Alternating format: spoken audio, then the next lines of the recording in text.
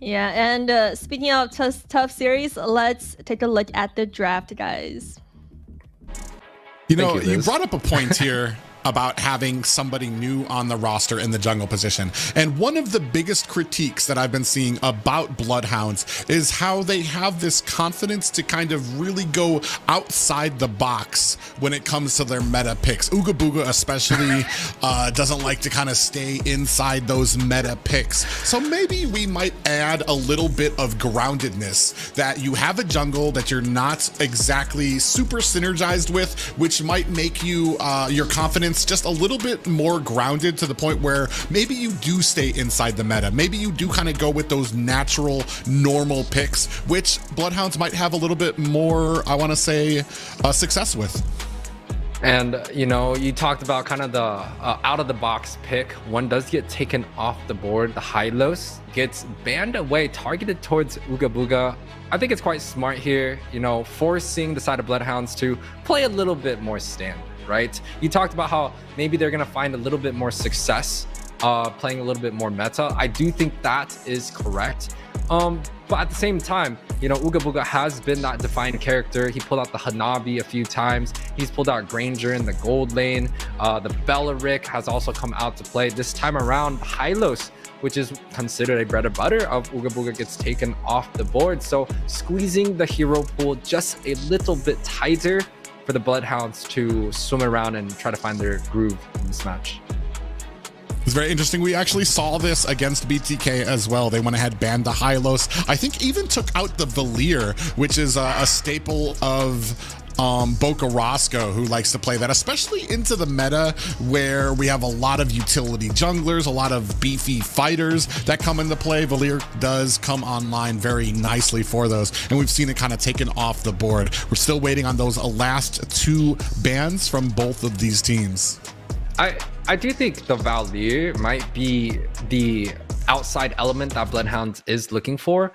But once again, you know, Gaming Gladiators, especially with best player on the team, is one of the best assassin players, quite honestly, and he's going to be able to kind of just full send and dive. We've seen it plenty of times on his Fanny. He could, you know, spark anything with almost any assassin. So, you know, it's going to be quite hard for the side of Bloodhounds, especially now, and they do decide to ban out two of his assassin picks. So it's quite standard for the side of Bloodhounds to defend against the assassin pressure that best player provides just himself there.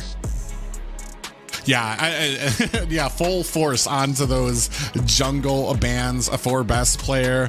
Bloodhound still looking for their last one. Navaria taken off the board for Gaming Gladiators here. And it's always kind of, this is where you were wondering what we might be seeing, especially from a group like Gaming Gladiators, who have the confidence, have the skill level to pull off some picks that we might not be too accustomed to here in North America. I know you were wondering about maybe Barat's XP lane. We'd already seen Roger, but I mean, there's still the option of him being here in the marksman lane, possibly. Brat's first pick. It's going to be a Brat's first pick. Like, that's the standard of what GG loves to open with. Brax, Vexana, they like to play heavily into the meta. Now, it's not always that they are going to be picking them up in this perspective role. Once again, we've seen Chicken on the Brats, we've seen Yorishi on that, but no, this time around it's going to be Shark picking up this Matilda. It's a very dive heavy focus. It kind of takes out the elements of having a Farsa or Eve or even the Valir that you kind of picked up, which those heroes kind of have been shelved. There's a lot of options that Bloodhounds can choose for. We saw a great Kohari carry earlier. We saw the Minotaur dealing quite good in the roam position. The Kaja could also be viable here, but a lot is still available. Vexana, Barats, like, there's so much to choose from for both teams. Yeah, a very interesting pickup here. Shark picking up the Matilda, which we haven't seen too often this season. But I mean, in past seasons, Shark has been a menace on Matilda, which kind of led into a lot of people's skepticism when Gaming Gladiators went up against BTK, and Matilda was actually the bane of their existence and actually cost them a victory against BTK, which was a very interesting to watch. So here we see Bloodhounds picking up that X-Borg and the Valentina as well. It's taking away with the Xborg, it's taking away the pressure of having a utility jungle that the side of GG can pick from. Now, it's not saying that it's, you know, it's gonna cure all, right? They could still pick the Barats, which does so well with the Matilda. And you brought up the BTK GG match. You know, the Akai could also be a possibility here. So there's plenty of options to choose from. I do think though Gaming Gladiators may opt to save the jungle for the last pick, because there is not much jungles being banned onto the board, right? If you pick the Barats, if you pick the Fredrin, it is going to be countered by the Xborg naturally, but the response coming from GG is quite interesting. The Lu Yi, which has quite been popularized in the Asia to deal with kind of the counter engagement, right? If members are coming in huddled up group as 5, we call it kind of the Ube Deathball strat. The Louis does super well against a lot of those traditional team fight styles, and Chicken coming in with the Paquito also has been widely popularized in the C server. Definitely coming in, deals, you know, tons of damage against, especially with the Xborg, can burst out Braga armor, and now putting the Paquito up against the Xborg, I think that may be a bad matchup unless it's going to be the Dinosaur and the XP. Yeah. Yeah, that's an interesting thing here. And especially Lu Yi, we don't usually see her too often in the meta, because while she has that yin yang, a decent amount of CC and damage, she lacks mobility and can get caught very often. But I mean, as we see with that first pick, we've got Matilda, which pretty much makes even the most immobile of heroes like Lu Yi, heroes like Ixia, who have to, or even like a Farja, who have to stand still for their ultimates. You can use that guiding winds to kind of drag them to a safe distance or reposition them. So it's going to be very interesting to see how that is utilized here on Gaming Gladiators. But and that's the thing that you were talking about. Paquito still has to burst through both of these, either the Xborg or the Barats. But on the other side of that, you have Lu Yi here, who's going to be able to, I mean, she's going to be able to chain those yin yangs back and forth. Yep. It's going to be quite tough for the Barats, honestly. He's not going to be able to move too much, especially going against the Louis. The target is quite big on his back there. Now, you know, the side of Bloodhounds, they are looking for that marksman and the roam position. There is still plenty of availability. You go for the carry, you go for the Claude. You know, quite honestly, you can pick anything here and it might do well. But for the side of GG, they are missing their jungler and their marksman. So both teams looking for a good marksman pick. So you talked about the Exia, which pairs well against Matilda. I like that with the Corrosion along with the DHS to kind of burst the Brats from far range. Also dealing with, you know, the Xborg quite well. But there is a lot of physical damage on the side of Gaming Gladiators, especially with the pack on the XP. So a potential setup for Harith and a physical jungle could be a viable option for the contenders of the tournament. A huge focus and respect here put on the best player, as I want to say 4 bans going over to his picks basically here. So Can't I mean, everything, and though. then well, that's kind of the problem with trying to ban out somebody like best player. His hero pool is so deep. It's like, you could say you could have used all the bans on him and he still has a pretty sizable pool that he can choose from. On Gaming Gladiators they're going to go ahead and focus down on the marksman position. And you know, when we talk about the bans, the Fredrin is still available if he wants to go for that matchup. The Akai, which doesn't do so well against the Brats, is also available for the front line. But I'm kind of looking, oh no, the side of Bloodhounds is going to be the one that denies this Harith pick away. I think it's smart. I do think the Harith sets up quite well for the side of Gaming Gladiators, right? Harith doesn't need that set in the front. He could just use the Xenon Force to kind of jump towards his target. So it fits well with the Matilda, the Paquito, which isn't like a Terizla, which sets up a lot of the front line. But on the other hand, Bloodhounds do lack a little bit on the physical department, right? The Barats traditionally does not build a War Axe goes full tank, and the Xborg has true damage to shred down. And just like, you know, what I kind of mentioned, you know, Gaming Gladiators did set up for heavy physical XP for Xia to pick up a Natan, and that's quite warming here because we haven't seen that much Natans yet so far. Yeah, I haven't seen that many, but the amount of damage he can output, especially from the early game, you just lock on 2 of his abilities, and he's got so much attack speed, and that's something else. I mean, when dealing with a tanky composition, you either want that true damage that can kind of burn through it, or just that high amount of damage, especially magic damage, and Natan fits that bill perfectly. And a good response coming out from Bloodhounds, a traditional counter to the Martis. Even though he can immune a lot of the CC, the Divine Judgment is something he cannot deal with. So definitely a good draft coming out from the side of Bloodhounds. I do think they have what it takes to be able to turn the tides, especially in their standings here. But GG is still a very wonderful team. 3 magic, 2 physical on their side. It's extremely hard to defend, especially with the comp that Bloodhounds is running. Yeah, I mean, I want to say a good, and honestly a great draft from Bloodhounds here, especially the Harith pick to kind of counter the potential of a carry coming from Gaming Gladiators. I like it, but as we've seen before, especially with a team like Gaming Gladiators, it's going to come down to the execution, and that's where a lot of teams, I mean, especially in the giant shadow that Gaming Gladiators can cast, a lot of teams come up behind. But ladies and gentlemen, I mean, this could go either way. It is a Bloodhounds taking on Gaming Gladiators, game 1. Or we are actually going into a pause. Just kidding. Gotcha. So we have a little bit more time to talk about the potentials of some of these compositions, Yui. Yeah, so, you know, I kind of want to mention best player on this Martis, right? I've played with him quite a bit before. He's extremely proficient.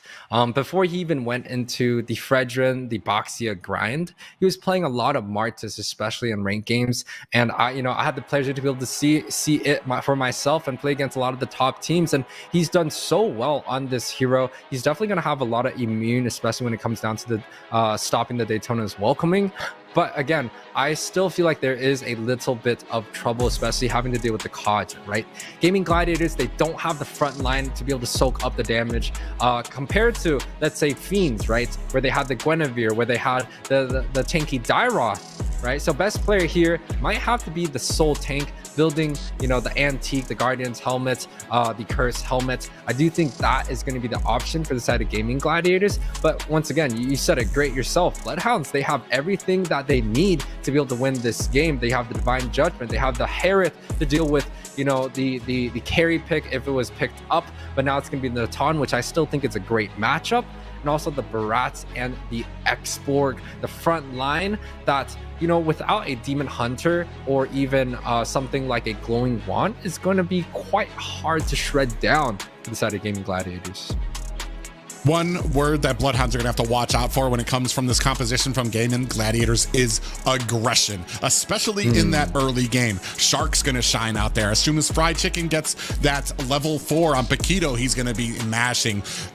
Lu Yi doesn't even need her ultimate. As soon as he gets first 2 abilities, she's going to be able to chain together those yin yangs with that passive and do an immense amount of damage. And we've already talked, everybody knows about the early game of Martis and his ability. I mean, we've seen so many savages, I want to say, from last season that he was able to get there. And then we were talking about how a Natan can shine as soon as he can tag together some of those abilities. This is going to be an early game burst. And if Bloodhounds want to be successful, they need to be able to back off. They need to be able to read when this aggression comes. And here's the thing. Looking at this team, you might not want to stand and fight this. This might be one of those, as soon as they come, let's rotate, let's move to the other side of the map, find an objective there, and continue doing that until we get to at least a mid game to where we're going to be able to withstand a lot of these shots.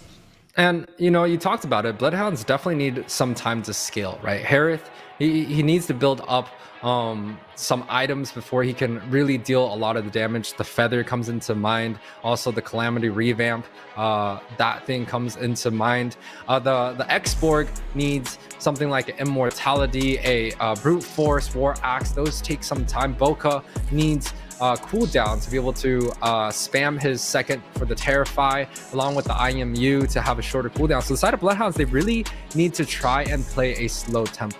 Wait for Ooga Booga to get to level 4. Don't really need to go too aggressive, even though I think Bloodhounds have the advantage in terms of the winning lane.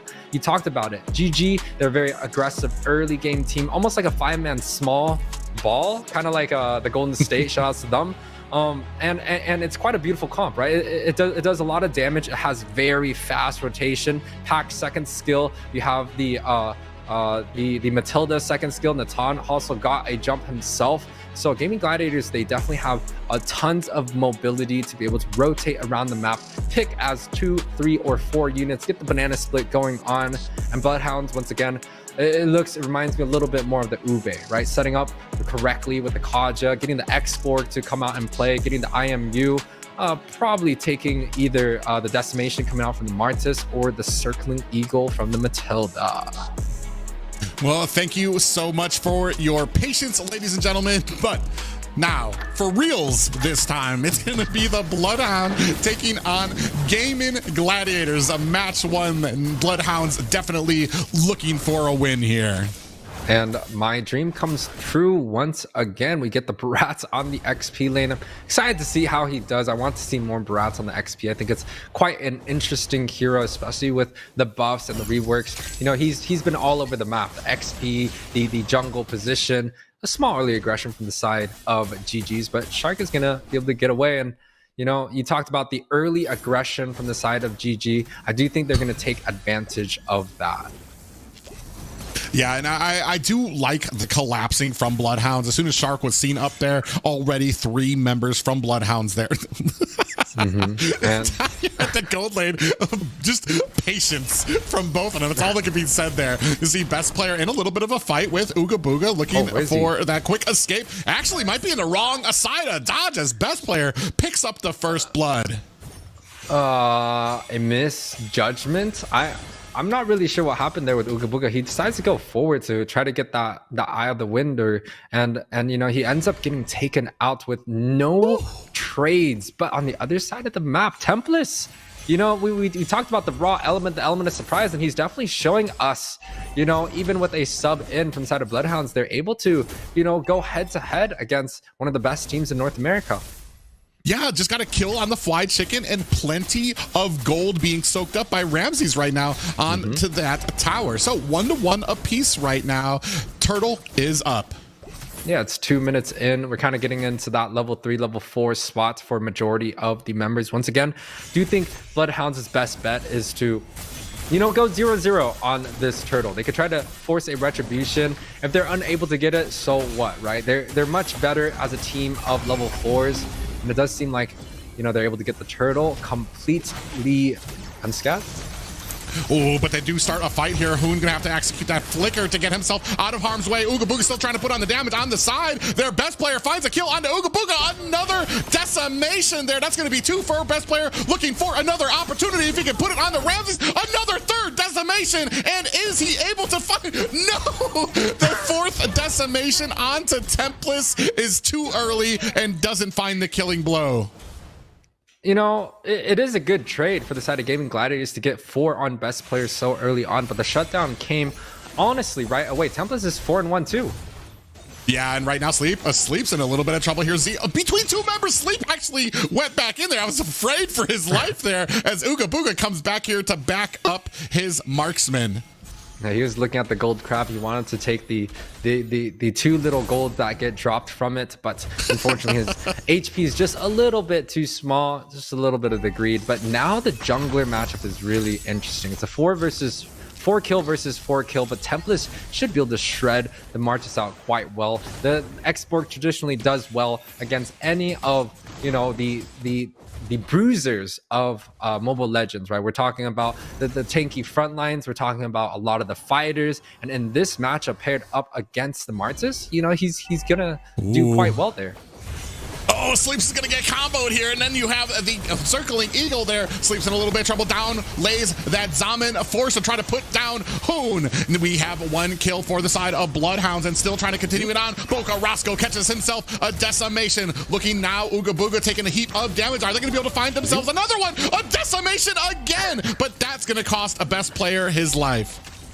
A little bit uncharacteristic for the side of GG. Typically, they like to win a lot of the trades, you know, to 0 deaths. But this time around, Bloodhounds is actually getting quite the action here. They're able to take down best player, probably grabbing this turtle without a retreat from the other team. Yeah, Shark actually in a little bit of trouble here, and they're going to actually find a kill on him. Shark, the turtle, goes over to Tempest as well. I want to say as dominant or as aggressive as Gaming Gladiators is right now, Bloodhound's doing a decent job of matching pace. And it seems like the side of GG's, they have like a missing piece in their draft. I think it might be due to the Matilda, because look at the impact Fried Chicken caught they're making. With a Divine Judgment is using those champ stance to try to get himself and create that distance. 3 members, and Fried Chicken says you're going to need a few more if you want this lane. Now, minions starting to crash in, and Fried Chicken's going to clear these up quickly. And we're starting to see a lot of these, trades in lane for the matchups, right? Earlier, we saw Fiends and A77 mirroring each other on the match, but this time, Hoon's on the backside. Yeah, Hoon with that diversion. This is the second time he's found himself behind enemy lines, and Shark there with that great pull to put Hoon back to safety. Tempest catches himself a yin yang and a lot of damage. Shark and Zia still continuing on the pressure here, but I want to say good save by the side of Bloodhounds to clean up the creeps here. But this is a very tough situation for the side of Gaming Gladiators, right? When I said they wanted to go 0-0, 7-7 is honestly a best case scenario, especially when the Xborg is, quite farmed. You can see Xborg just himself is just zoning members away, and Ooga Booga on this Kaja has done quite the good amount of work too to, pop out a lot of the spells to make some of the rotations a little bit harder. So, the side of Gaming Bloodhounds, they're holding up extremely well against the early aggression that GG has. Yeah, the only real difference here is the conversion. Gaming Gladiators doing a good job of turning these kills and this pressure into towers. Already have 2 towers to the Bloodhounds 0. Yeah, and a good opening for the side of Gaming Gladiators, even though they're not really up in terms of the kills, overall. They're still getting, whatever that they are looking for, and a circling eagle.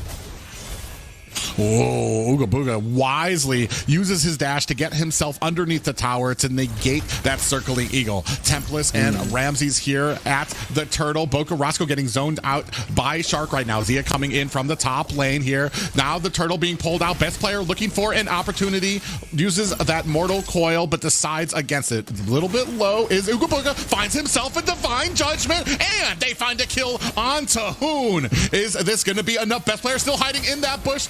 Mortal coil out there. Ramses in the front line as well. Circling eagle onto Ramses. A big Detna's welcome lands onto best player. Here comes the last insanity, and a mortal coil is going to get best player out of harm's way. But this does mean a turtle possibly in the name of Bloodhounds here. You can still see Shark and best player trying on the backside. Fried Chicken locking onto Boca Roscoe. Best player swoops in with a retribution. In comes Hoom with a diversion to even out the battlefield. And now Bloodhounds are on the run. You can see Ramses gets taken down by Fried Chicken, and the rest are going to have to disengage. I just saw a yin yang overturn on Boca, flickering forward, seamlessly trying to get best player on this Martis. It's a great retribution coming out from the side of Gaming Gladiators, definitely showing why they are the top team in North America, but it's a very tough fight, right? They have to deal with the Raga armor of the Xborg along with the Immortality, which they haven't really had too much success with. They're able to get the Immortality off, but the Raga armor is going to be quite tough. And the later these games go, right, the Hereth is just going to get more dashes. Bratz gets more tanky. The impact on the Divine Judgment, picking off a solo member, just gets better and better. So the side of Bloodhounds, they're definitely going to be able to scale quite well. Ooh, Tempest Fraga armor is off. He's going to have to back up. Detna's welcome lands on to Zia. He is going to be able to get back with that passive from a Shark, who swoops in underneath the tower. Shark taking a heap of damage. Look at the shield he gets, though. And Ooga Booga takes a brunt of the assault from Hoon and those yin yangs. And, quite cool is Shark is taking the Aegis, and they're able to pick up the Kaja there. Yeah, diversion from Hoon. He has just been using those on cooldown to find himself a position behind. Oh, Boca Roscoe very low. Best player going to have to disengage. They do find a mid tower. Ramses in trouble right now. Best player is going to use that mortal coil. Oh, we do have a last insanity out. Tempest might have gone a little bit too deep. Zia going to find himself some help. Ramses finds a kill onto him, though. A little bit of a sloppy play coming out from GG. Of course, we expect the best of the best out of the best teams in North America. But once again, they're still dominating in most of these team fights. 4K gold lead, dropping a kill here and there. But it seems like they have the full map in control. Two of the bot lanes is gone. Mid and top outer towers is also gone from the map. So the side of GG, they have the whole map to kind of work around. But once again, Bloodhounds, they have a lot they in their pocket. Oh, Fly Chicken in a little bit of trouble here. Oh my God, look at the shield. He gets there and still able to find himself an escape. And, you know, Shark's getting chunked here.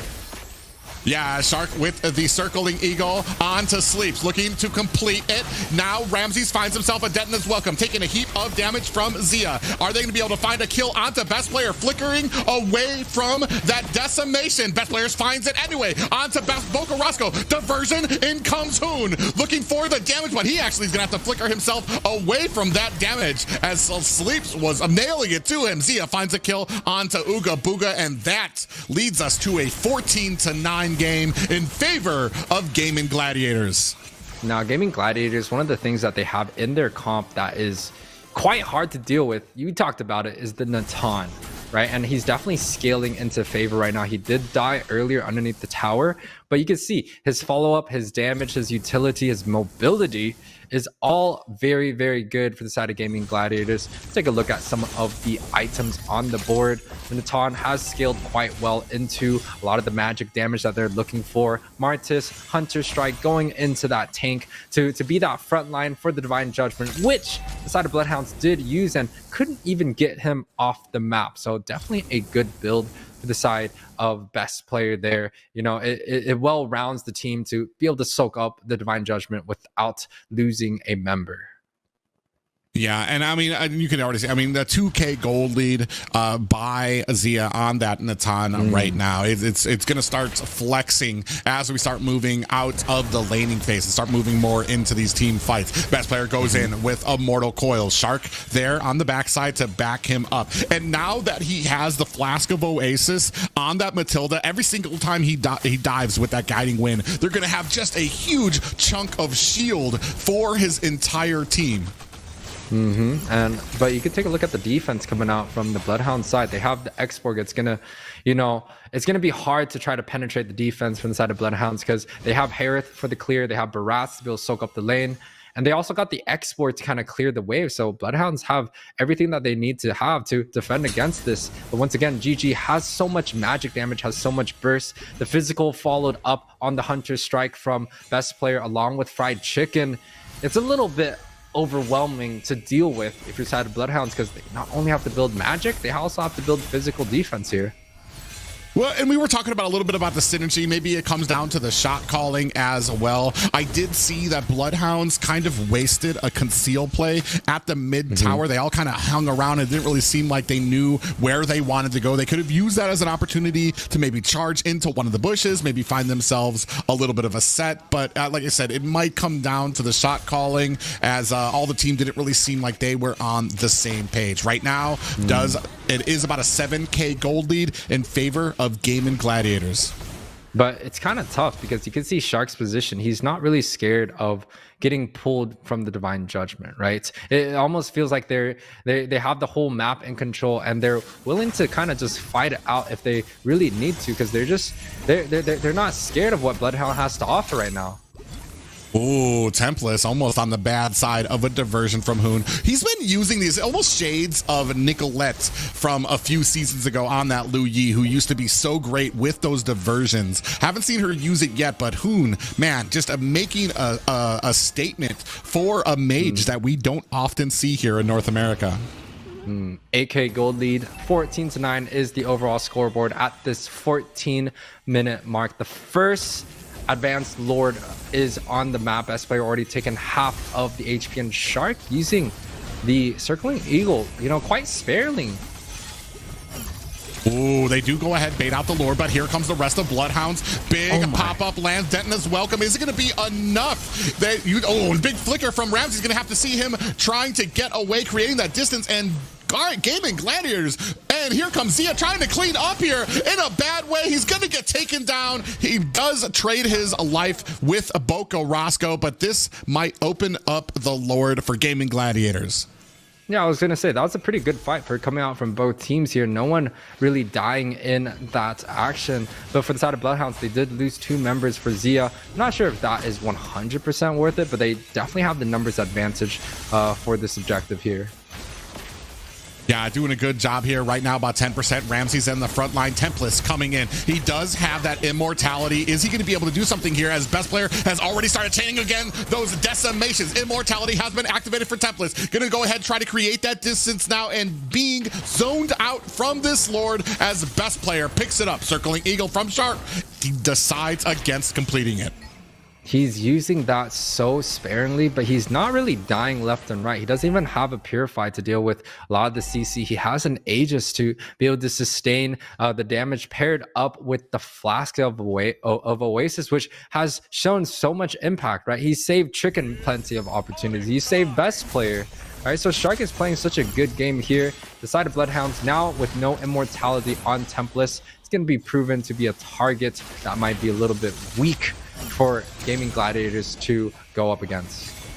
Yeah, and even Templess, his Faraga armor getting bursted down. You see the mid tower going to be taken down by this Lord. Pressure being put down up at the top as Fly Chicken begins the assault. No way. Templess comes in with that last insanity, but the rest of GG wisely backs up. Minions starting to crash down at mid again. Ramsey's in a little bit of trouble. You can see those yin-yangs, the marks already on the team as they have to kind of separate a bit. Minions up at the top, high ground tower. Fly Chicken comes in, bursts down the Faraga armor from Templess, and he gets taken down, finished off by Hoon. The rest of Bloodhound scattering to try to defend this onslaught from Gaming Gladiators. They have run out of minions. Yeah, it's just the team fights are just getting a little bit too one-sided at this point, right? Earlier we did see a few trades here and there. Ooga Booga. Yeah, Ooga Booga with that nice conceal play there, but in comes Shark with a circling Eagle. Hoon finds a kill and a Shark onto Ooga Booga. That might be all she wrote. There's only Ramsey's left, and he's going to be taken down by Gaming Gladiators. And this is going to be first game going over to GG. The amount of times that Hoon was able to get like a 2-3 man stun with the Louis was crazy, right? Side of Bloodhounds, you know, once again, we talked about it in the drafting phase. The Ube strats that the Xborg, the Barats kind of have to do is slowing the side of gaming, is slowing the side of Bloodhounds to be able to get a pick off, even an opportunity to win on any of these fights. And you know, Hoon has done so well on this Louis. I don't know if he's gonna be getting the MVP for this match, but definitely in the last few team fights, especially when we go past that 10-12 minute mark, where you know the side of Bloodhounds, all they can really do is group up. It's too hard for the side of Bloodhounds to be able to deal with the yin-yang overturns, with the marks that's going on. It's just pulling everyone together and wrecking havoc in all these team fights. Yeah, I want to say when it comes to like raw stats, best player had a huge amount of kills, but that's what you get. That's the value you get out of the Martis. But when it comes to utility, when it comes to being able to get your team where they need to go, Hoon, whether it was him positioning himself behind the towers to get these surprise attacks, these surprise ganks onto the Bloodhounds, or even something just as simple as positioning his team, getting them quickly from the base to the Lord. From the base, you saw him use his diversion to get Fly Chicken back to the XP lane so he could help clear it out, really utilizing that diversion, which is something I want to say I've seen a lot of teams sometimes lack when they use the Liu Yi, is that diversion. Yeah, so definitely Hoon was able to pick up the carry. Well deserved there with the Liu Yi, dealing tons of damage there. Rich Guy is going to be falling onto Zia, and Shark picking up the Forgotten One. Shark has done a great job in this game. We talked about it. Aegis paired up with the Flask, just so much shield along with the second skill, has that utility, saved so many different members from the side of Gaming Gladiators, and a lot of the team fights got drawn out to like a very sustained heavy, where you know, if you can't burst down the initial the initial damage, especially when the Xenon Force, the Daytona's Welcoming came through, the last Insanity, when all those spells are getting popped and the side of GG still has the sustain, the Aegis, the Flask, it's a perfect counter because, you know, Bloodhounds, they just can't end. They can't win any of these team fights. And you saw GG just completely snowballing. You know, no towers lost, winning every trade, winning every objective, even when they're down. They just played a great game, honestly. Yeah, and I mean, you can see from the damage here, especially Hoon and Zia. I mean, Zia kind of like, I want to say is one of the other unsung heroes here. It took him a little bit to come online, but once he did, I mean, there was almost impossible for him to stop. You can see the damage taken here. Ramsey's bringing up the boards there, 200,000. And that just tells you just how much was being output by Gaming Gladiators. And you know, that's kind of the brats on the XP, right? We saw plenty of great moments where he got the Daytonans welcoming, singled out a specific member, but the anti-engage coming out from the Louis, where he just sets it up right on top of the brats, right where everyone is kind of piling on. It just made the team fight so much more in favor for the side of GG. You know, it's still, I still think it's a great pick for the brats. But in this case, especially dealing with the Louis, it was just too much for Bloodhounds to handle there. Yeah, and not just that, but then you have a Shark on the Matilda line up with that guiding wind right beside him. So as soon as the Detna's welcome is done, you give him a little bit of time while he's stunned, and then boom, he's swooping out with a whole bunch of shield. So it was almost kind of useless on a useless gesture on the side of Bloodhounds. But I want to say a very somewhat competitive match for the Bloodhounds here, especially in the early game, being able to match that pace. I want to say this is the value you get when you kind of pick into the meta, when you kind of counter out. I want to say the drafts have been a lot better from Bloodhounds. It's just like we were talking about the execution sometimes, especially against a team like Gaming Gladiators. There's nobody that's going to fault Bloodhounds for that execution and maybe losing some of the rotations to a team like that. But it's something to take down into the notes, something that can help you improve, especially when it comes to versing some of the other teams here in North America as well. You know, I do think the side of Bloodhounds played well microly, especially when we're talking about the first 8 minutes before the second turtle, right? Before the second turtle, the gold lead was close, the kills were close, not many towers were getting taken apart, but when Best Player was able to pick up that second turtle on the retry, followed along with, you know, the top siege where nothing like there was no punish, right? Gaming Gladiators got the top siege, they put 3-man up there, Fried Chicken getting the bot side tower by himself at the same time. Like the macro plays where they kind of routed the members. Hey, I don't want this bot lane anymore. This gold lane sucks. Let's go up top, put the Natan with the Louis, along with the Matilda, get that siege started. The Paquito is going to push the bot side. The micro is just too good for the side of Gaming Gladiators. They dominated past that 8-minute mark, snowballed ahead, got all the outer towers, defended almost every single one. I think the towers were untouched here. Like, it was a masterpiece performance coming out for Gaming Gladiators. I know the kills were close. I know they struggled in the second turtle team fight, but they played so damn well, especially past that second turtle, and the macro is just so good.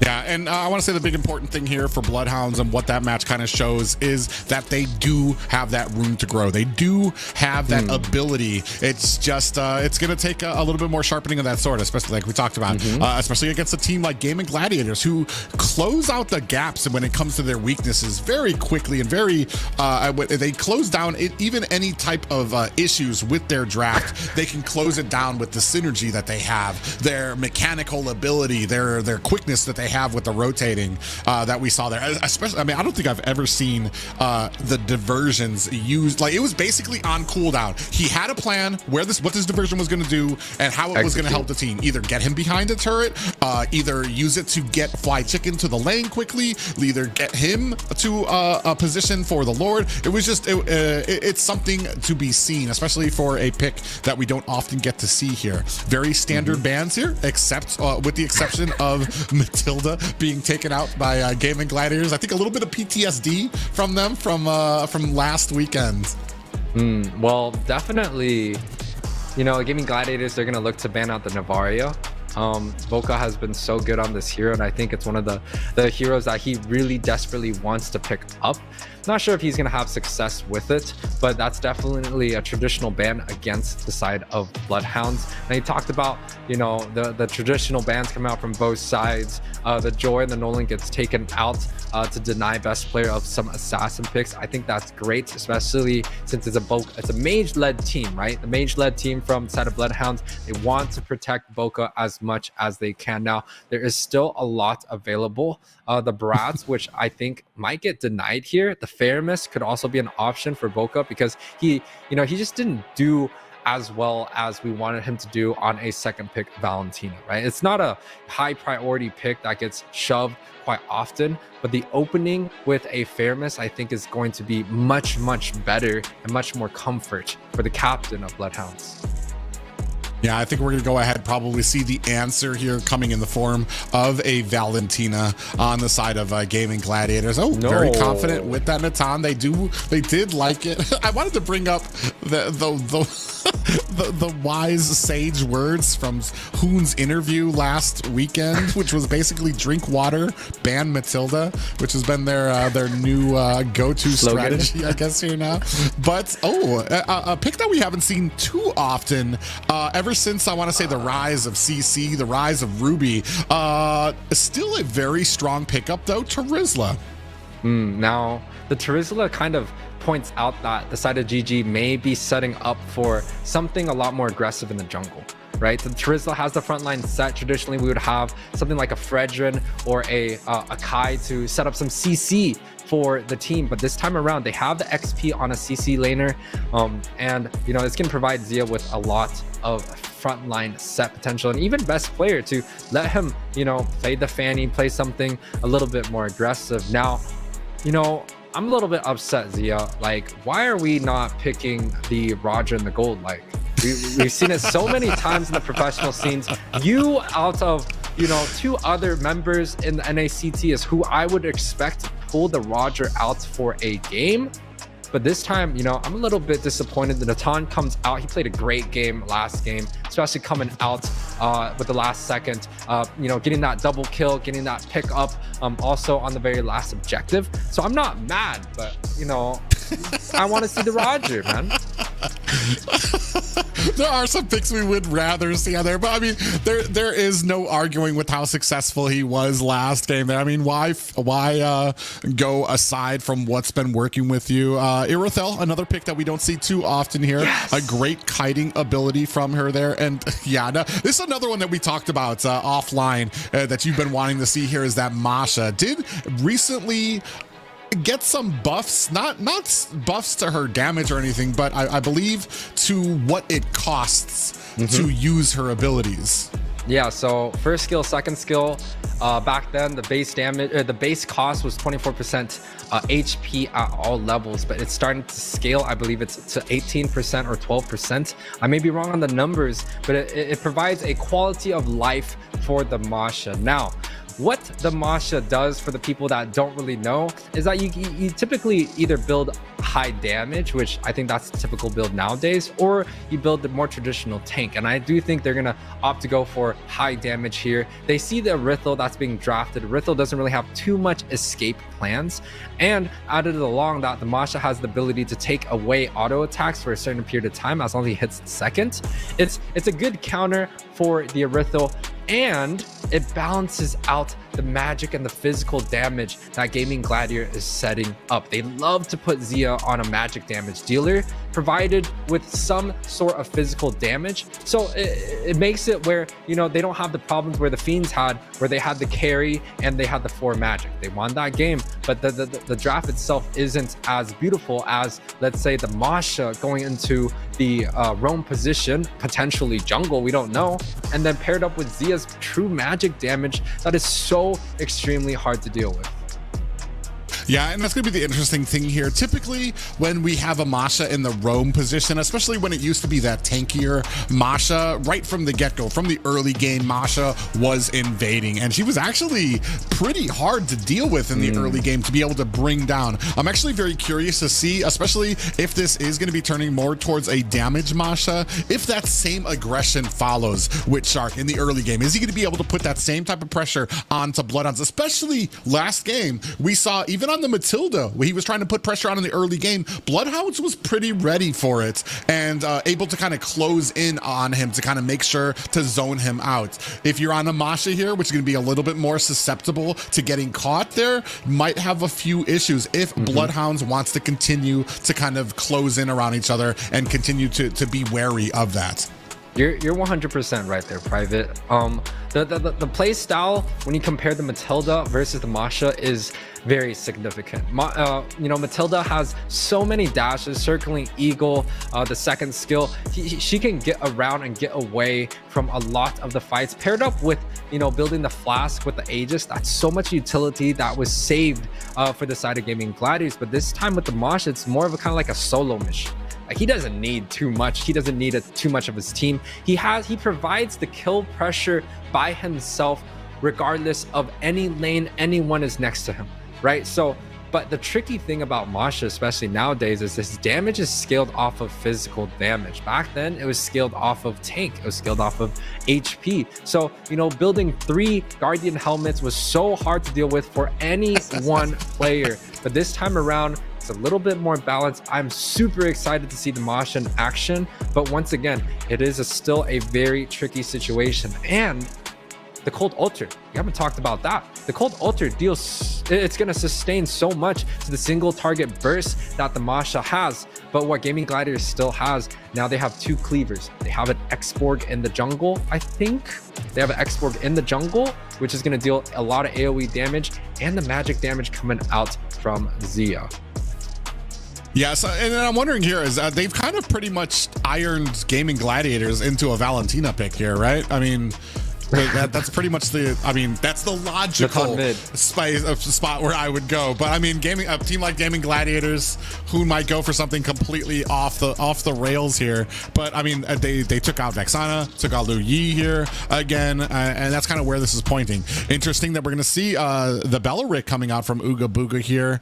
Angela? I mean, I do honestly, I like the Bellaric with the Vengeance, especially if he gets that armor for Natan. That means that Natan, if he tries to put that Inspire, tries to use that combo onto the Bellaric, he's going to be doing a ton of damage to himself. And Natan can't really, I want to say, he has a nerf to how regen items affect him. So he actually can't really get a lot of that health back from his items. I do want to talk about Gaming Gladiators comp right now, though. Shark is on the Masha, Chicken is on X-Borg. Best player is going Natan jungle, right? I do think Zia is going to be the one that is on the Natan, but we definitely have seen Ruby in the gold lane before. Some setups that they could do is Natan in the gold, and they got the X-Borg and the Trizla mid with the Masha XP. They could do tons of different variation. Do you think the Masha is going to be in the roam position and potentially Natan in the jungle here? Well, we're going to find out, ladies and gentlemen. This is going to be game 2 of Bloodhounds taking on Gaming Gladiators. Bloodhounds doing everything they can to try and take this to a game 3.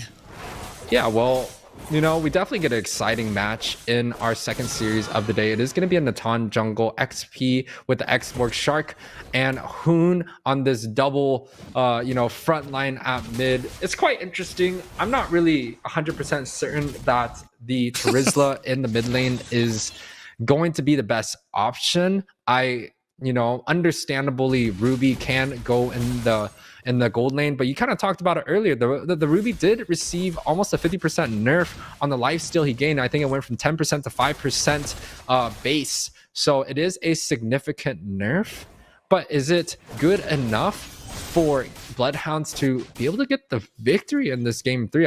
Game 2. I think if there's any chance that they will, this is definitely one of the comps that they could kind of run through, especially since I feel like the Bloodhounds draft is a lot more standard here. Yeah, I mean, but it also comes down to the execution there. We can already see that best player already in enemy jungle comes in with that entropy, trying to put on the damage to Uga Booga, and the rest of it does get dragged in, takes a heap of damage, is going to have to create that distance. He zoomed out of there. Oh my God! And Hoon almost gets emptied out, flickers to safety, but has like 2 HP left. Yeah, but is this the draft that Gaming Gladiators is really looking for? I understand, right? You can have the Natan as the solo magic damage dealer, but typically when Natan is in the gold lane, he has more of a utility spell. It could be a Purify, it could be it could be a Flicker, right? Something that he could kind of escape and pair his dash with. But this time around, it's a Natan with Retri. I'm not sure if he's gonna be able to deal with you could say the Beleric ultimate, which is quite good, paired up with 2 of the Vengeance that the side of Bloodhound has available in this game. Well, and that's what I was talking about. The Oh, Ramsey's actually getting taken down by Fly Chicken there. But Beleric, I mean, with the Vengeance, and I mean, if he gets blade armor as well, best player is going to really have to be careful about where some of those auto attacks start landing, because he's going to be chunking himself down. I've faced it before when I faced a surprise Beleric, and the result is you basically having your own healthing, your own damage. You see Beleric, Ooga Booga charges into here, and you see best player chunking himself down right now with that Vengeance on Ooga Booga, who's going to go ahead and run himself down back to safety. Boca Rosca pulls Shark in at the edge. They're trying to take down Masha. Last bar of health, that's going to be all she wrote. Ramsey's with the decimation now, trying to chase on to the rest of GG. Finds another decimation. Is this going to be a third one on the Hoon? Ramsey's finds a triple kill here for this next turtle. I do also want to say this though, Bloodhounds have decided to put Ramsey in the jungling position this time around, putting Templars on the XP. Not to say that the last game, that switch was warranted. Bloodhounds, unfortunately, especially when it came down to that mid to late game, they were just unable to win a single fight at all. So the switch up, once again, it's an element of surprise. It does not always work, but it definitely provides some sort of, element of surprise, and it can give them the win, but it's just going to be quite hard because members are just switching roles left and right here. Yeah, Ooga Booga does catch out, doing a good job of giving vision for his team, letting them know where everybody is. Zia on the bottom side. I want to say outside the box kind of draft here for Gaming Gladiators, and I want to say Bloodhound's doing a good job of kind of punishing them, at least in the early game here. We're in the opening 4 minutes here, so I don't want to get too far ahead of myself, but we did talk about it. I want to say the first 8 minutes of the last game, Bloodhounds had a very firm, a very standard and good, successful game against Gaming Gladiators.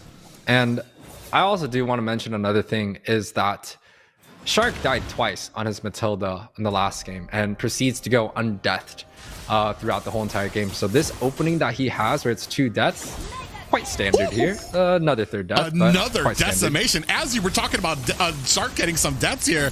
Oh, unfortunately, best player does find a kill up at the top lane and is going to get this crab here at the top for some more XP. Ooga Booga and Ramsey's waiting, trying to catch Hoon off. That is a Terizla, though, comes in with a Mortal Coil, trying to put on some damage, but penalty zone out from Hoon to put him at a safe distance from Bloodhounds. The side of GG is struggling a little bit in terms of their rotation setting up for a good fight. That's not to take away that they are still the contending winners of, the game here. It just seems like this comp is not 100% working out. You can even see, Shark not having the best time of his life, especially after deal. And look at the damage that he's doing. It's pretty much nothing at this point. Ooh, Shark actually takes another decimation from Ramses, who's looking for an opportunity to finish that up. Fly Chicken doing a good job of trying to create some distance there. Turtle down to about half health. The rest of Bloodhounds trying to zone out. Gaming Gladiators best player not able to get close. So this is going to be a turtle, another turtle actually for the Bloodhounds. It's 6-2. Now they're continuing on the pace. They're going to try to steal away this orange buff from best player. And you know, once again, this is regular season of NACT. We're just a little bit past the halfway mark. Every team gets a point if they win. If they secure a 2-0, they get 3 points. We saw earlier Fiends was able to get that 3 points, pushing them up to 11. Gaming Gladiators at 10 right now. They did get that 1 point, but this is going to be the second game here. Yeah, I'm offended does end sleeps there. Boca Rosca comes down to kind of help with the defense of this tower. You do see that? Oh, guess where? See, he's chunking himself down, trying to take down Ooga Booga, but he is able to find himself an escape before the rest of that damage could come through there. Bloodhounds come in there. Shark's gonna have to find himself an escape. I wonder if Ooga Booga has gotten the blade armor yet, but this is exactly what Ooga Booga needs to be doing on that Bellaric. As soon as he sees and lays eyes on the best player, you see him frontline. He charges for best player and basically begging him, hit me with everything that you can, and I'm just going to reflect all of this damage back to you, whether it's with my normal kit, whether it's with the vengeance, or whether it is with blade armor. And if you take a look at Bloodhounds this time around, though, they actually have winning lanes. They're able to get the top side tower quite easily. Looking at the bot, they're able to get that also. And the scaling in terms of their lane clear is just only based off Natan, and I don't know if that's going to be enough, right? You know, the Trizla on the mid side does provide some tanks, some CC, but again, it just might be a little bit hard for the side of GG. Yeah, Hoon gets caught here, pulled back a bit, looking for the decimation. Ramses finds it. Now trying to charge onto best player, not able to close the distance fast enough. Ooga Booga right there by his side. Shark on the back lines here. Here comes another realm from Boca Rosco, and Shark offers up more gold to the side of Bloodhounds. Yeah, we're starting to see a small diggy strap, but a shutdown onto the top side. The Export is able to pick up Ramsey. That's a pretty big kill, considering that Ramsey has been dominating this game. 7-2-1 is on the board. They get that shutdown. Fried Chicken 2-0-1. If there's anyone that is, you know, holding on to the hopes for the side of GG to get this 2-0 sweep, it's definitely going to be Chicken on the top side. Ooh, and I think Liz was bringing that up before. That Shark, independently of his team, Boca Rosco getting chunked down by best player, who comes in with that entropy. Now with the putting on the damage, is that going to be enough? Best player very low, sleeps, trying to get away, is not going to be able to find an escape, and this actually might open up the next Lord for Gaming Gladiators. Yeah, the gold lead is now close. Gaming Gladiators has kind of come back into the series. The Martis picks up another one on Shark. I don't think it's a surprise anymore that Shark is kind of dying left and right. The Masha is just a little bit hard to play, especially in the early game. Yeah, and especially when you're frontlining against somebody like a Ramses, who just really wants those melee fights. Though, you can see right here, it's not really stalling out. Gaming Gladiators doing a good job. Ooga Booga charges in the midst of this. Big pop-up comes from the Lord. Boca Rosca not able to close the distance. Best player gets the Lord. Nether Realm is out for the side of the Bloodhound, still putting on the damage. Can they find it? Very low right now. Fly Chicken doing a good job of being that front line. Sleeps, gets taken out by Shark. Boca Rosco next on the chopping block. And Tempest and Ramsey, Fried Chicken still has that immortality though. Ramsey's getting chunked down by best player. All that magic damage, and Shark answering back just when you thought he had 6 deaths, but now answering back with 4 kills of his own right now. Yeah, definitely Shark is doing extremely well at this point. He's gotten 4 kills, does get shut down here a little bit over an aggression, but you know, I just want to say the setup coming out from best player is quite good. He's on a Natan and he has the kill pressure available, looks to chunk down pretty much members left and right, and he was able to do so near the mid side, giving the side of Gaming Gladiators a good fight along with the Lord marching down. Gaming Gladiators definitely going to be taking some real estate here. Yeah, Ooga Booga trying to chase down best player. You can see the ultimate is out. I feel like Ooga Booga's is starting to have less and less of an effect. You can see here from the damage dealt. Right now, we have another engagement here. Lord coming through, pushing at the bottom high ground tower. That's going to be an easy kill for the Bloodhounds. Now, with the tables have turned, and Masha is kind of already getting a few kills here and there. But wait. Yeah, Ooga Booga right now taking a heap of damage. That's kind of the point that he wants as a tank. Shark jumping in there, looking for a kill on the Ooga Booga, charges in, finds it, and himself a little bit of an escape. Unfortunate for Boca Rosca, who was not able to find the Nether Realm quick enough, and that's a wasted Nether Realm as the rest of them come in, trying to chase him down. Last Insanity, they decide against it as Gaming Gladiators turn their sights on to this mid-high ground tower. Entropy is out, best player backs himself off, and the rest of Gaming Gladiators going to go ahead and reset on the map. Yeah, good disengage coming out from the side of Gaming Gladiators. Look at the damage dealt chart once again. Fried Chicken in the lead, followed pretty shortly by best player, right? It's a physical damage paired up with the magic damage. With the 1-3-1 style that they are running, definitely best player should be kind of the hyper focus that they're looking for. But Fried Chicken on this X-Borg is dealing so much damage. It's not really what we've seen quite often, but it definitely paints a picture for the story here. Well, and this is something that Liz talked about a little bit earlier, is that independently of the team, Fried Chicken could be successful. Even though they were having a little bit of a rough time, Fried Chicken's still doing a good job of making sure to keep his lane, keep the pressure there, and even now in these fights, able to kind of keep a nice little wall there. Ooh, Zia comes in there with that Ruby. Actually, might be caught here between 4 members. Rest of Gaming Gladiators go ahead to the engagement. Ramses finds himself a decimation. Hoon in trouble now, getting low. Ooga Booga gets taken down. Shark finds a kill onto Ramses. Boca Rosco next on the chopping block, but down goes a Shark at the bottom high ground tower. Just 2 or actually 3 members left. Ooh, Template's in a little bit of trouble. Entropy out for best player, is not able to find the kill. A beautiful team fight coming out from the side of GG there. Fighting 4 versus 5, right? They didn't even have, I think it was best player in that team fight, or it could be Chicken, but they didn't have one of the members in that team fight, and they fought that 2-4-2. Shark 7, 8, and 3. I would like to have the items on the board. I do know that he's going to be building up all physical damage here. The amount of damage that he's doing is quite insane. Yeah, you can see there a Blade of Despair there and a Blade of Hephaestus as well. So, I mean, a rough start for him, but now kind of like picking and choosing when he can go in, get those finishing touches. I want to say not overall a successful game for Amasha, but I mean, I don't think it was anybody thought that Gaming Gladiators weren't going to have a successful game. Nah, Shark definitely did quite well on this Masha. He should be able to kind of push Sleeps out of the team fight if he just wants. And the burst coming out from best player just by himself. Now Lord marching down onto the mid side, should be able to get the slap. Boca Rosco here though, diverting its path.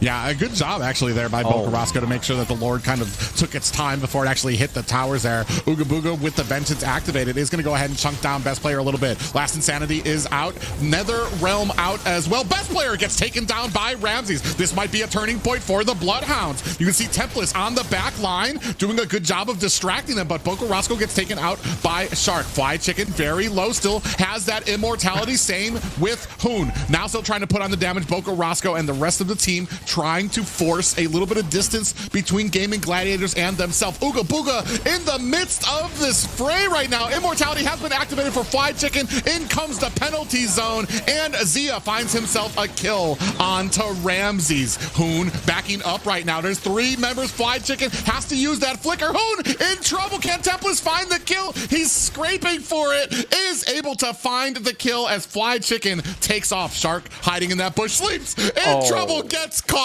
And Shark with those recalls. Yeah, guys, welcome back to Masha 2024. Masha still is able to one-hit any magic, anyone that has no armor. Looking to get onto Templates here. I don't think he's gonna be successful. Just kidding. Ooh, even with the Nether Realm from Boca Rosco, not able to save his teammate, and best player swoops in to take down Boca in answer. I mean, I'm speechless here. Shark went from 0-6 to the hero of the game, 10-8 for taking out 2 members, saving himself and living. And you can see best player here also performing exceptionally well with the Natan. It's really rare that we get to see, these heroes come out to play. And definitely today we've seen kind of a lot of the off meta picks and how they have, you know, been quite successful in the story. Now there's 15 seconds on the Lord. Do Gaming Gladiators play this disciplined style where they go for the objectives, or do they let Fried Chicken go for a 1v5 on the bot side? Yeah. And that's the amazing thing. It's 1v5 there. Comes in with the last insanity. Doesn't have his immortality just yet. Best player finds a kill onto Tempest. The rest of the team, Shark into the backline, finds a kill onto Bogarosco. Another kill onto Sleeps before being taken down by the tower. But this is going to be a wrap, a clean sweep for Gaming Gladiators. Well, Private, you know my guest coins are paying dividends today. Gaming Gladiators able to take this series 2-0 sweep, giving them 3 points, pushing them up to the very first standing. 13 points for the season, followed behind by Fiends. Do believe they are at 11. So definitely a very solid performance coming out from Gaming Gladiators. A great draft, and we got to see so many different types of heroes, right? In the Natan in the jungle, the Masha in the roam position. It's painting quite a beautiful picture in this first half. Yeah, and I want to say, man, Bloodhounds had the strategy, especially in the early game, but not able to hold on to those leads. Not just that, but not able to transition that lead into too many objectives as well. We had, I mean, it was a very rough start for Shark, but inevitably able to come back once he got those two Blade of Despair, as you can see up there. Just absolute raw damage onto the team of Bloodhounds. And we're not, you know, the two BODs is one thing, right? Two BODs paired with the Blade of Heptases, paired with the Masha buffed first skill, where it scales off of damage. Like the amount of damage that it chunked Sleeps, the ultimate almost didn't do too much, but the first basic attack just did so much more. The rich guy here, best player, able to take that 883 gold per minute. The carry, along with the Forgotten Ones, all for the side of GG. And the sandbag, man. You know, we saw the Beleric pretty much doing tons of tanking. He was the sandbag of the last game. Ooga Booga takes the title once again. Yeah, and I want to say, especially in that early game, Ooga Booga was doing his job. He was running, he was taking the damage from Natan, especially with Beleric's kit is a great counter from Natan, except for when Natan starts reaching into that late game where you're no longer taking as much damage. And inevitably, Ooga Booga just, I mean, he was running in without the team being able to kind of capitalize on it. And you know, it was kind of unfortunate that the Beleric didn't work out, because I definitely wanted to see a little bit more of that in action. Let's take a look at some of the damage chart. The Beleric actually ranked up quite high there nicely over Sleeps, especially with the Vengeance here. Best player, of course, the standing winner of the damage dealt. But we cannot forget Fried Chicken pretty much leading the side of GG throughout the early and the mid game. He was the only one that played quite perfectly there. Now the damage taken spreads across the board. You know, Hoon, Chicken, and Zia all played a great part, and these are traditional people that, you know, play the carry roles, right? Zia on the gold lane doesn't really tank too much damage. Hoon on the mid lane doesn't tank too much damage either, but both of them stepped up in this series, providing the front line for a damage jungler like Natan. I mean, providing the front line, a little bit too much front line, we can argue here. I mean, it's an all-fighter draft pretty much. So, I don't know. It's interesting that Ruby had 0-8 until pretty much the last of the game. So, it shows that they can still come back despite having a little fun with their draft. Yeah, I mean, and that's unfortunate for Bloodhounds. I liked their draft and I liked the execution. Well, I liked the execution from the beginning. It's just you have to kind of continue with that. Make sure that you're not making the mistakes, because eventually a team like Gaming Gladiators, they have a pace in mind. They know where they're going to struggle with it, especially in the early game, and they're just waiting for that opportunity. Once they get their items, once they have that spike in their damage, they're going to start coming forward full blast. And once they do, there really wasn't much that Bloodhounds were able to kind of counter with. Yeah, and a little fun is what all teams kind of need in NACT here. But just like what Private is saying, the power spikes that they kind of abused, especially with the characters, right? When, Masha was able to pick up the first BOD, I think that's when the tides have changed in the roam position, right? Hoon didn't really stand out too much with the penalty zone, but did provide a lot of the frontline CC. And just like you're saying, Ruby, the impact wasn't there quite until that mid to late game spike. After he got that 0, 2, and 8, he was able to kind of come back and create the impact, the sets that the side of Gaming Gladiators needed to prevail in the series. I mean, it almost seems like the fact that Ruby and Teresa popped up is because they were put in that penalty zone for maybe not doing the best in the first game, so that's why they had to pick Ruby and Teresa with that mid lane, but still they won. And when Shark was going up in that Masha, I saw all the cams, they were actually laughing and having a lot of fun. Even for Boca Roscoe was having fun and watching that Masha pop off towards the late game. So definitely a very, very fun game to watch. Yeah, very intense, especially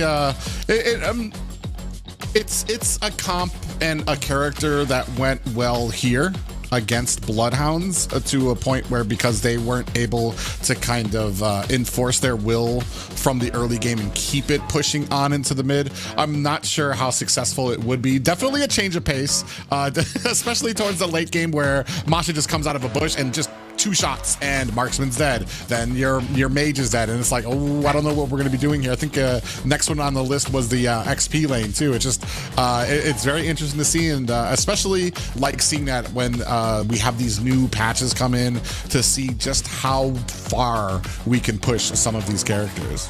Yeah, and I know Liz was saying that Boca had a lot of fun watching it, but I know who didn't. Sleeps definitely did not in that last fight. He just kind of got hit once, twice, and just died. And then you also got Shark zoning 2-3 members next to the base, just killing 2-3 of them, while the rest of GG's just there cleaving the front line. So definitely a good game coming out from GG's. And quite honestly, Bloodhounds played pretty good, standing tall the first 5 to 8 minutes for both games. So definitely props to them for giving us a great match to watch. Definitely. And the MVP goes to a best player with that Natan. Like Private was saying, there were a lot of front lines, so everybody is setting up for best players engages, and he did well. Now, Yue, why don't you take us through it, because you've played marksman with him, so you know a lot about his marksman. Yeah, I mean, best player is a man that has quite a lot in his arsenal. He's really, not famous for the utility jungle. So seeing him on a lot of the damage carries, the Martis comes into mind, along with something like the Natan. It's all within his grasp. So seeing him perform so extremely well, so dominating in both games, it's not unexpected. It's something that we've definitely seen before, Private. Yeah, I mean, he, especially in these last 2 games, I mean, especially on the Martis, we talk about the value you get out of that, coming online, bringing in the kills, and then in the second game with the Natan, after you had the point where Ooga Booga wasn't able to tank all the damage by himself anymore, just an amazing gameplay there, and actually really kind of changed it up for us, because I haven't really seen best player on Natan too often. Mm-hmm. And yeah, for sure. And do you guys think we're gonna see more of that Masha in the roam position? I know Yue talked about how he wants to see Masha back in that roam, but do you guys think we're gonna see it in the games where they're facing some more dominant opponents? No. As much as I like seeing something different, I'm not that early game. What was it, 0-6, 0-5 for Shark? There's not many teams that I want to say that you can go in 0-5 against and still kind of be able to come back as dominant. It might not be a risk too many people are willing to take. Well, I mean, the side of Gaming Gliders, they pulled up with a great game plan, right? Not only do they have that magic damage range carry the Natan in both games, quite honestly, they have a very strong physical side at the same time. So, it was a very well balanced comp for them. I'm not saying it's going to succeed against a lot of the teams, but definitely in this game, they showed that the Masha Guys, it is completely viable in ranked games. Go try it out. Don't take my word. Oh, don't take his word for it. I mean, so you're saying they actually do have a game plan in mind? Of course, you know, it was well drafted. The Natan, the Masha, the Magic, and the Physical. They had the frontline sets. They made sure that, you know, the Natan is in the jungle while they played a 1-3-1 style frontline mid. I'm not saying it's going to work in every game, but in this case, they played great. I mean, arguably so. I actually thought Bloodhounds had some of those engages in for them. They were doing pretty well early game, and even both games Bloodhounds had. There were rookie mistakes coming out from GG that Bloodhounds capitalized on, but ultimately GG had the victories in hand. But for the upcoming fights against some more dominant teams, it might be good for GG to kind of clean up that gameplay a little bit. Yeah, I mean, that's I want to say, like, a lot of people get upset when, like, the top teams kind of I want to say get a little loose with their draft, maybe go a little bit more experimental. But I mean, you can't be at 110% every day, all day without some type of burnout that's occasionally can happen. So it's nice to see them kind of, especially when it comes to things that are relevant to the meta, things that are relevant to the most recent patches that we see. A good limit test on Masha to see how far we can take her, see where she fails, where she succeeds, and things like that. Not a bad opening for Gaming Gladiators. But and then on the other side, I want to say, if not for the fact that Bloodhounds were taking on a team like Gaming Gladiators, I want to say a very more successful than I've seen them in the past weeks from Bloodhounds, especially in the early game. Maybe something that needs to be of note for them is to kind of continue that momentum, holding on to it, transitioning it into more objectives as we move on later. But still, like we said, showing that they have more room to grow. I'm sure they will definitely show us more growth in the upcoming weeks. But first, let's have an interview with Zia to get a sense of what we're actually in mind for the previous game. Hi, Liz. Hello, Zia. Welcome to the show. What's up? How are you doing? Your mic's a little bit quiet on my side. Looking good though. You're growing out that mustache, Zia. I'm gonna take it out soon. oh really?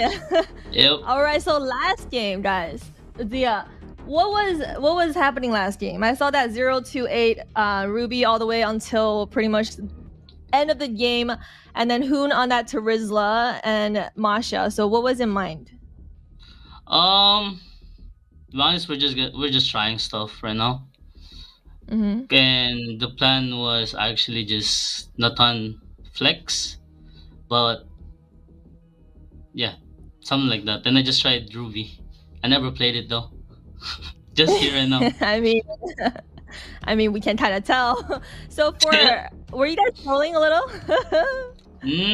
Not really. We're still trying, but we're still trying. I mean, it'll be fun to see that. You're not trolling. So okay, so were you trolling last week? Just Chicken will say yes. Hot take. Chicken will say yes. Chicken mostly yes. Chicken would say yes, but you wouldn't. I wouldn't. I tried that game. And so Chicken adding into you guys' roster. I mean, you've stuck with the team for the past whole year, and this year it seems like we're adding a new addition to the roster. Chicken, how do you like the roster, or do you foresee any changes happening? I don't think we're gonna change the lineup, and having Chicken, I think, makes us more stronger. Maybe we just have to fix a little more on the synergy, because we're kind of still used to Milo, you know, his playstyle. So yeah, maybe I think just the synergy for a bit. So you like having Chicken more than the goat? Yeah, because it's chicken, you know. Well, we know what Zia's favorite animal is, and now with you as the marksman, so do you think you're the best marksman right now in NA? Or do you think there's anyone else who is a top contender? Maybe Basic or anyone else? Or you're just that dominant? No, I don't think I'm the best, but I think I can beat anyone though. I'm not the best, but I would think agree. I can beat them. Yep. I'd agree. And now, if you were to have a chance to head into MPID or the Philippines, which team would you want to join? No one. I want to stick here. No one. No. Dad. So Zia saying GG is the best team in ML right now. No, that's say that, but I just don't wanna go there. That's true. I like it. I like GG. I think you guys are coming in very strong this season, and you're gonna do even better as we move forward. So thank you, Zia, for joining us in the interview. We're gonna have you back at the seat soon. So keep practicing and enjoy CW Airlines. Yep. Take it, Liz.